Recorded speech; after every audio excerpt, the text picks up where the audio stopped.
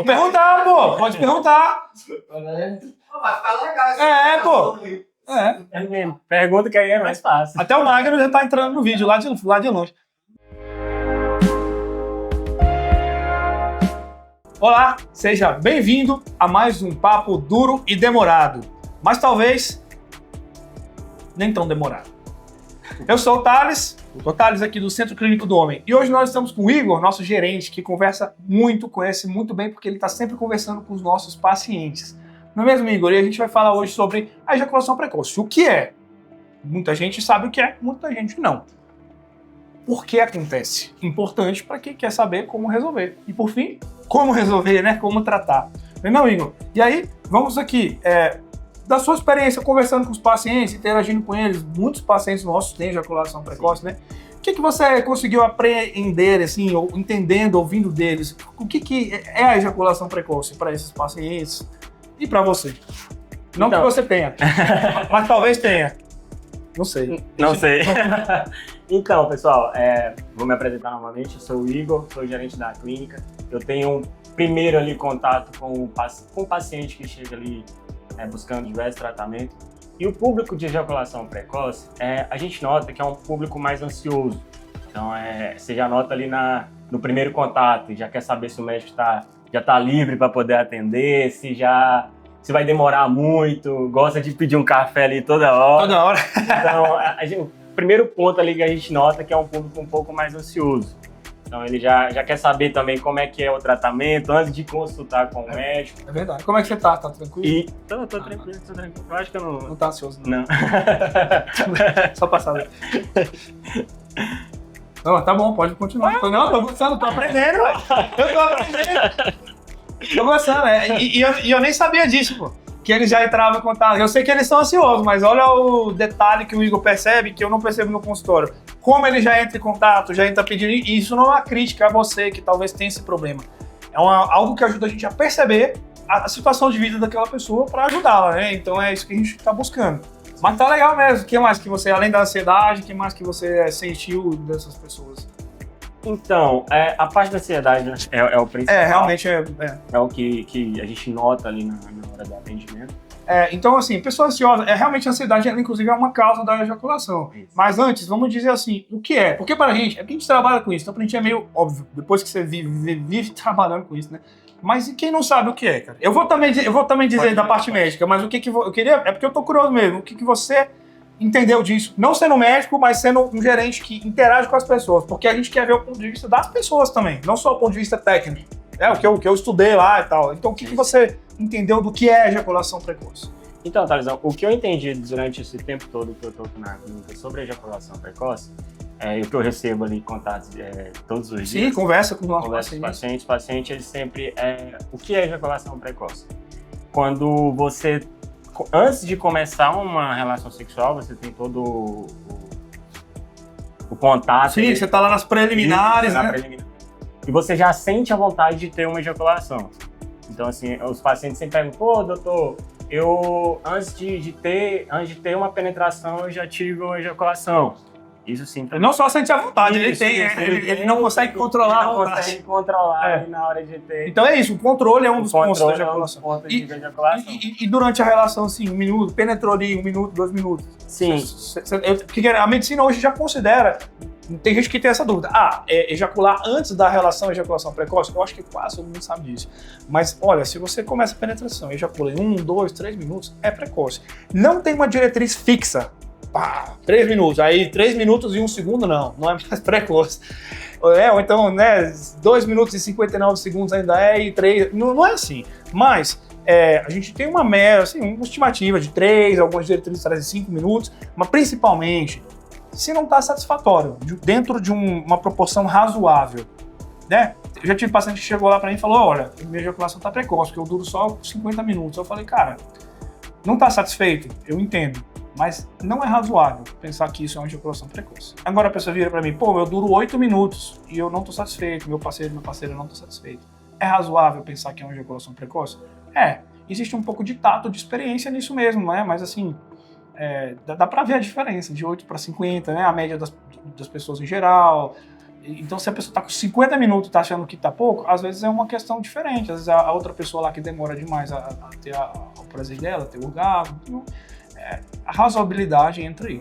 Beleza? Eu recebo algumas perguntas também, Thalisão, que o paciente sempre fala, pô, só dura 5 minutos, isso é uma ejaculação precoce?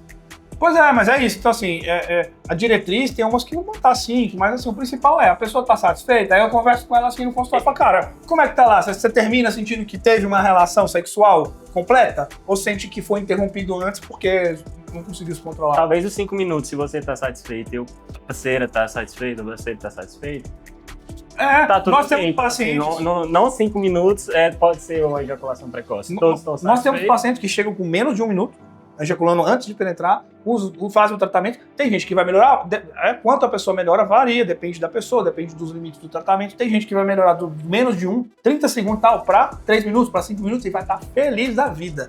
Aí eu falo, cara, você tá feliz mesmo? Fala, cara, eu tô feliz, minha parceira tá feliz.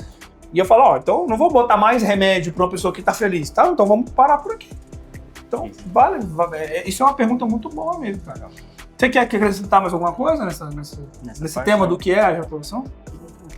Então, por que ela acontece? Porque o Igor falou já, ele deu um spoiler aí pra você.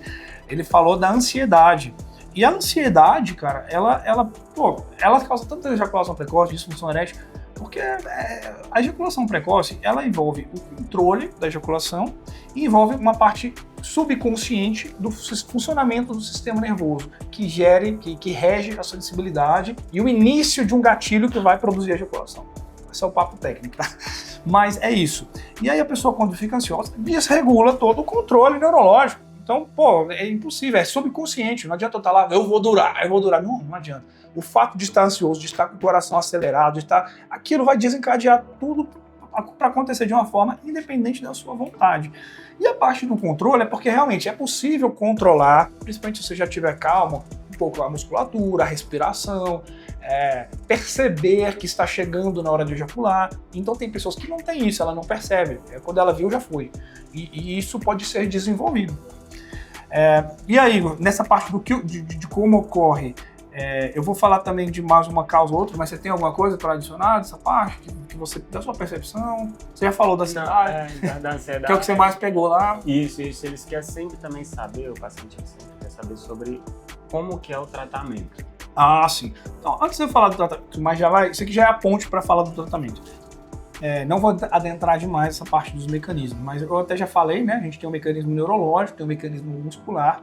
Muita gente acha que assim, que ela tem ejaculação precoce porque é ansiosa. Tem pessoas que a ansiedade sozinha desencadeia isso, mas a maioria das pessoas, maioria, elas têm uma predisposição, às vezes até genética. Hoje não tem testes para avaliar isso, mas é uma predisposição. Então tem muita gente ansiosa que não vai desenvolver o problema, tem gente ansiosa que vai.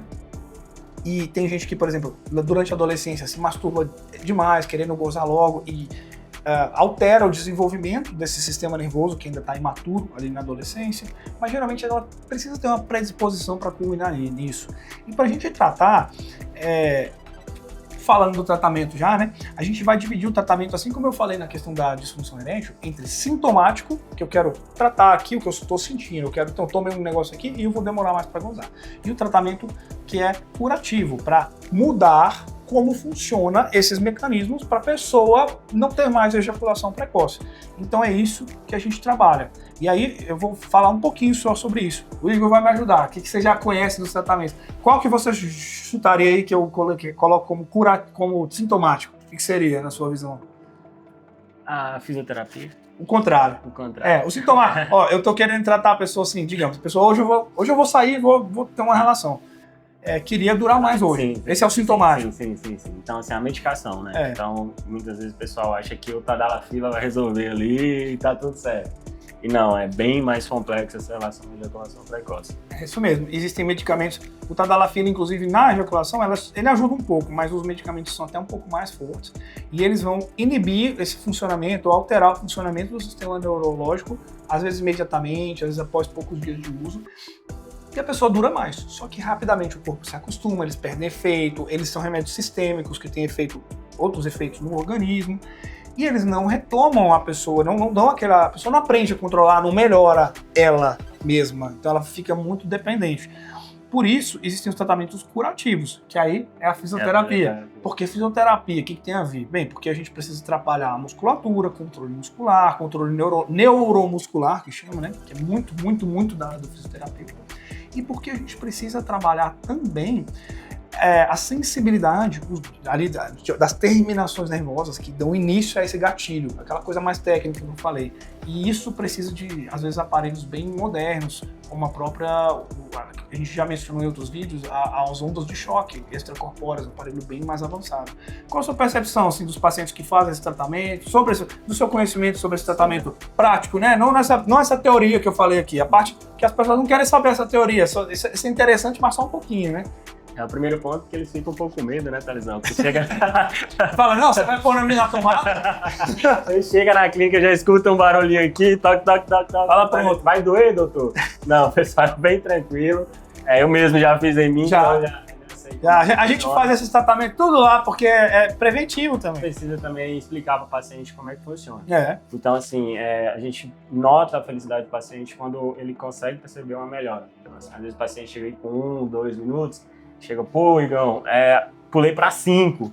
Às vezes em pouco tempo até. Em pouco tempo, 2, 3 sessões de fisioterapia. Então, a gente nota que a fisioterapia mesmo ela tem um bom resultado e ajuda muito a questão do controle do assoalho pélvico ali também, que melhora ali. Pô, tá próximo de chegar a ejaculação, o paciente ele relaxa um pouco, coloca o exercício que o fisioterapeuta ensina ali na hora também, para não ter uma ejaculação tão rápida assim. Então a fisioterapia ela ajuda muito nessa questão.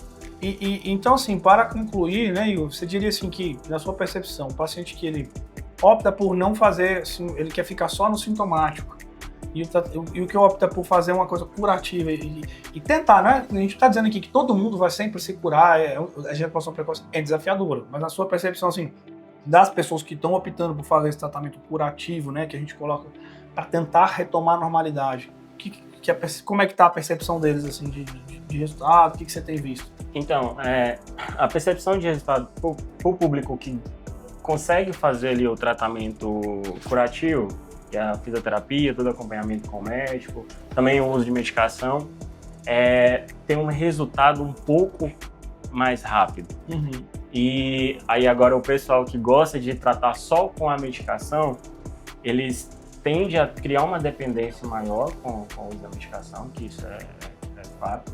E o resultado ele não é tão rápido assim quanto a fisioterapia. E às vezes não tão duradouro. Isso. Então, assim, ele usa a medicação por um certo período, 2, 3, 4 meses, mas, doutor, não tô sentindo melhora, não tá tendo uma resposta tão rápido.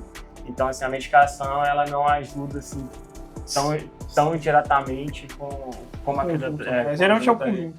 Então, assim, eu falo que a fisioterapia e a medicação, eles são irmãos ali, ó. Andam colados. Não dá pra fazer só uso da medicação e não realizar a fisioterapia. Então é isso. Para encerrar, então, assim, existem tratamentos para todos os tipos de pessoa.